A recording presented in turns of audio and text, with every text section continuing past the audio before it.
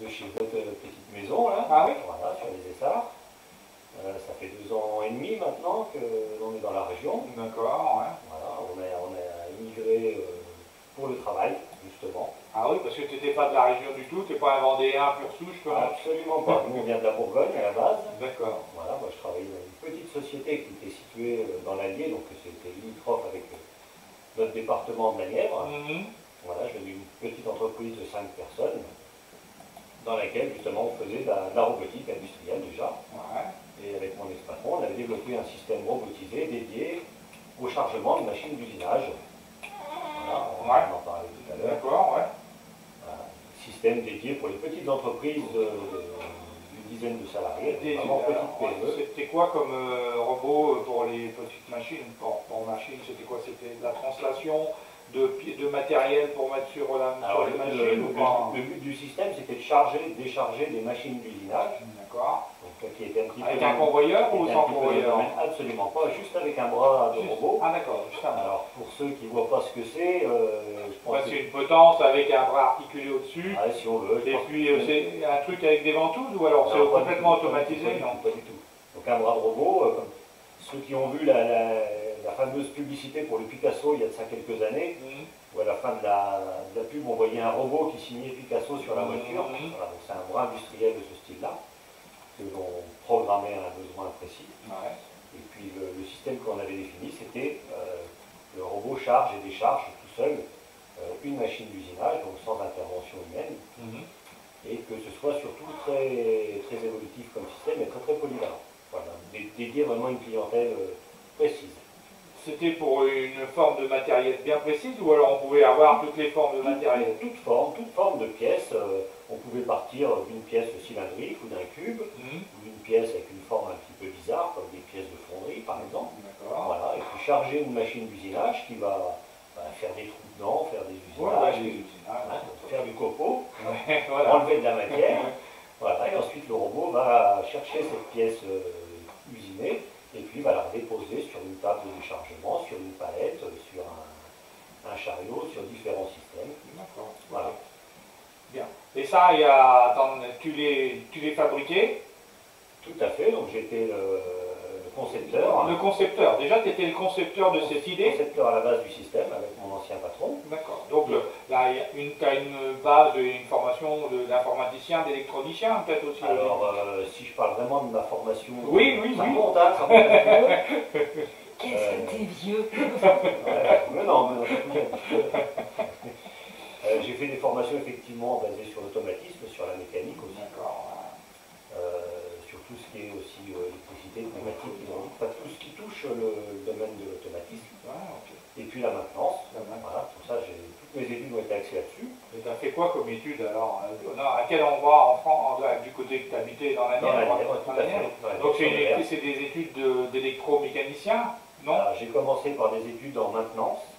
Alors ça remonte à l'époque, il y avait encore un CAP de maintenance. Ensuite, j'ai fait une filiale professionnelle en bac professionnel. D'accord. Toujours dans la partie maintenance. Puis après, je suis parti sur un BTS qui était plutôt axé conception, mécanique, automatisme, industriel. Voilà, qui était dans le but de vraiment de faire la conception de machines. La conception de machines. D'accord, ok.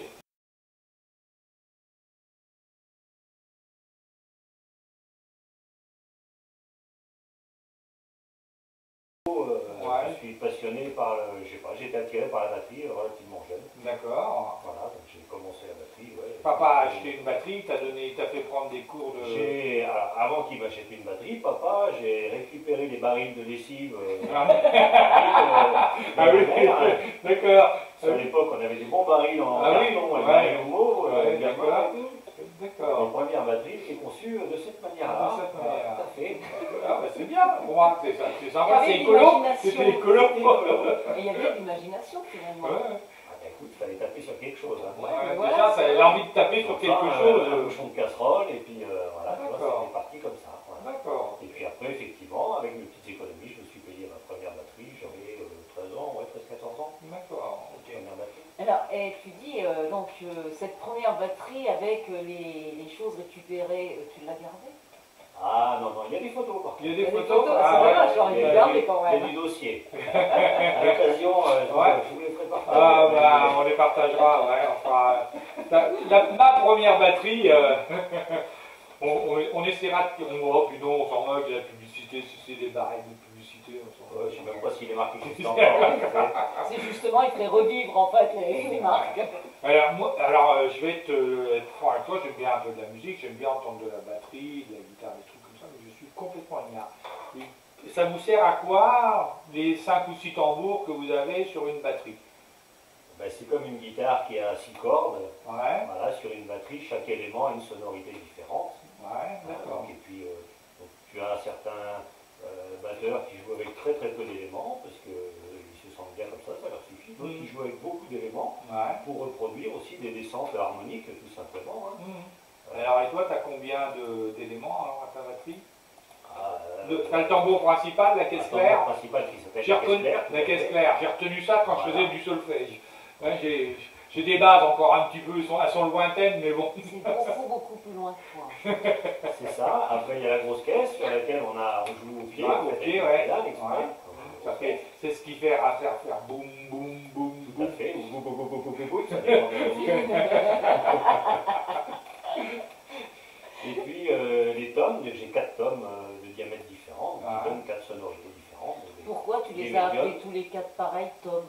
Il y a le petit tome, il y a le moyen tome, il y a le plus gros tome et il y a l'énorme tome. D'accord. Les fils qui sont bizarres. L'énorme tome. Et puis après, je suppose qu'il y a la cymbale aussi un peu. Après, il y a des cymbales, donc il y a la cymbale Charleston, pareil, qui se joue au pied, ce sont 2 cymbales qui frappent l'une sur l'autre, qui est souvent une des parties principales de la batterie aussi. Et puis après, les cymbales, soit qu'on appelle ride, qui sont faites pour faire du rythme dessus, soit des cymbales qu'on appelle crash, qui sont faites pour taper un bon coup dessus, pour que ça pète. Ou après, il y a d'autres cymbales, maintenant, des cymbales d'effet, qui font des sons un petit peu plus bizarres, des cymbales chinoises. Ah oui. Pourquoi il me regarde à chaque fois qu'il cymbale? Et alors, quand tu joues de la batterie, ça s'appelle jouer, tu as une partition aussi. Il y a des partitions qui sont écrites pour les batteries ou pas? Moi, j'ai appris la musique, parce que j'ai commencé la batterie avec un professeur, voilà, étant jeune. Pendant plusieurs années, j'ai eu différents profs. Donc j'ai appris à lire effectivement la musique. Aujourd'hui, je m'en sers encore un petit peu. Ça m'arrive des fois d'écrire un petit peu des choses, ou des fois de récupérer des relevés sur certains morceaux que l'on a envie de jouer. Voilà, prendre un relevé sur quelque chose qui n'est pas toujours facile à décortiquer. Ça m'arrive encore. Sinon, après, c'est à l'oreille.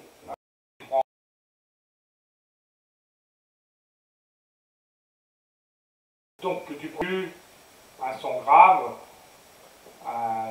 une autre musique, tu les mets dans la gamelle, tu les secoues, et puis ça te sort quelque chose. C'est ça? Oui, normalement. Ah ouais, d'accord. Et on arrive à faire combien de sortes de sons avec ton contrôleur là alors? Bah là on peut en faire que 2, mais on peut varier. On peut, par exemple, on en lance un là, on met l'autre par-dessus, on va venir changer l'autre en faisant un enchaînement, et on peut le faire tourner à l'infini. Il y a une caisse à rythme en même temps derrière ou pas? Non. Non, c'est vraiment... tu peux le faire tourner à l'infini. La petite bande que tu vas créer, tu peux la relancer à chaque fois. Oui. D'accord. Est-ce que tu peux en même temps, par exemple, faut donner quelque chose derrière et t'enregistrer en même temps que tu fais ton montage de musique? Si tu as envie de chanter derrière. Tu as envie de chanter, je sais pas, tu pas Noël. T'enregistrer, donc t'as encore pas essayé ça? Non, j'ai jamais essayé. Ça va venir. Rassure-toi, ça va venir. Quand tu vas commencer à se plonger dans la technique un petit peu plus loin, tu vas avoir... Tu as beaucoup de matériel ou tu as juste ça pour l'instant? Tu as un ordi qui est dédié, il n'est pas dédié pour l'école celui-là? Non, il est dédié que pour la musique. Celui-là c'est que pour la musique, on met que de la musique dedans. Et puis tu as moi j'appelle ça une platine. Et ça sert à quoi les plateaux? Pour faire cuire et pour faire bouillir l'eau de chaque côté? Quand vous me dites qu'il ignore complètement, si vous voulez que j'y fasse, ouais. Je l'ai récupéré dans la rue, j'avais besoin de quelqu'un, et ça se voit quoi. Non, ça sert à quoi là? C'est des gros boutons là, c'est pour ça? Ça c'est pour faire un zip et scratch. Scratch c'est quand ça fait... Ah oui, tu fais bien lui expliquer, oui, parce que dans la question va tomber. C'est un son qu'on peut rajouter par-dessus la musique, qu'on fait directement sur une musique. Ouais. Ou alors pour recaler une musique à un certain tempo. D'accord. Il n'a rien compris. Non, il va falloir que tu me fasses voir à force. Moi, je vais peut-être m'acheter ça. Tu vas m'acheter un truc comme ça? Oh, bah non. Non, on va pas. Et alors, qu'est-ce que tu fais, qu'est-ce que tu prends comme musique? Ça donne des sons différents à chaque fois, là, c'est bien.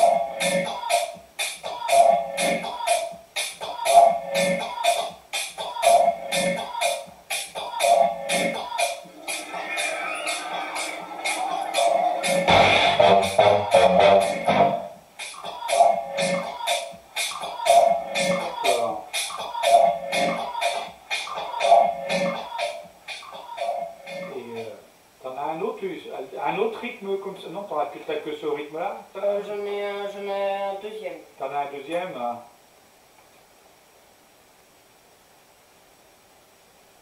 Ah, il est en train de trifouiller ses boutons encore dans tous les sens. Ça coûte cher un contrôleur comme ça, non? Bah, il y a tous les prix. Hein. Il y a tous les prix, c'est pareil, c'est comme un instrument. C'est comme un instrument de musique, tu trouves ça dans un magasin de musique, pareil. Oui, après des contrôleurs comme ça, tu peux même trouver ça dans des grandes surfaces, si je peux dire, pour les premiers prix. Voilà, quelqu'un qui veut y essayer, qui veut s'amuser avec un PC tout à fait classique, tu peux à très moindre coût. Et c'est un logiciel qui est vendu avec pour le contrôle. Avec le contrôleur. Qui est vendu avec le contrôleur, d'accord. Voilà. Ok. Vas-y, on t'écoute le deuxième tempo.